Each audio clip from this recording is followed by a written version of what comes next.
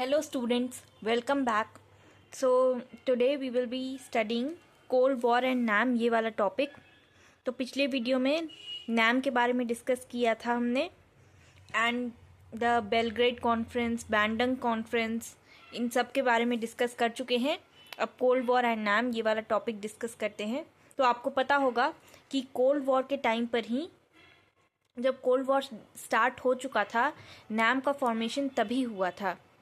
तो ये जो नॉन अलाइनमेंट टर्म है, ये पहली बार जो इस टर्म को कॉइन किया गया था, ये बनाया था हमारे prime minister, former prime minister Jawaharlal Nehru ने.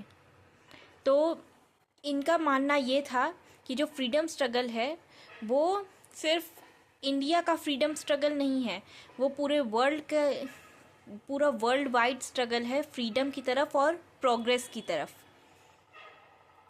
और फिर उसके बाद 1950 में जब कोरियन क्राइसिस हुए तो जवाहरलाल नेहरू का उसमें भी रोल देखने को मिला, जब उन्होंने नॉर्थ कोरिया का अग्रेशन के अगेंस्ट थे. नॉर्थ कोरिया के अगेंस्ट उन्होंने जब गए, नॉर्थ कोरिया के अगेंस्ट की गलत कर रहा है नॉर्थ कोरिया, तब ये काफ़ी ज़्यादा सिग्निफिकेंट था in that Korean war.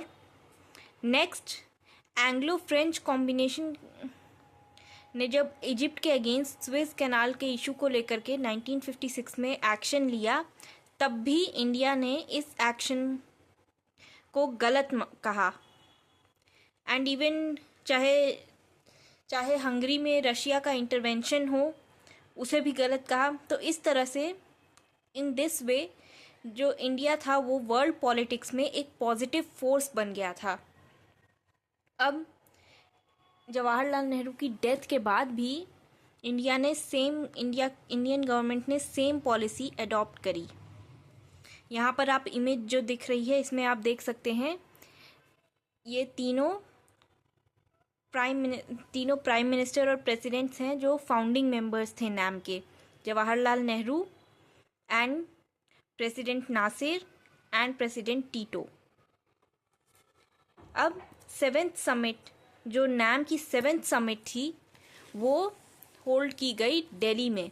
1983 में दिल्ली में होस्ट की गई, जिसमें कि एक रेजोल्यूशन पास हुआ जहां पर कि अफगानिस्तान और कैम्पुचिया के से फॉरेन ट्रूप्स को विड्रॉ करने का रेजोल्यूशन पास हुआ. इसकी डिमांड. अब इस समिट ने freedom struggle Namibia, south Africa, Palestine के फ्रीडम स्ट्रगल को भी सपोर्ट किया और न्यूक्लियर वेपन्स के टेस्ट पर बैन लगाने की डिमांड करी.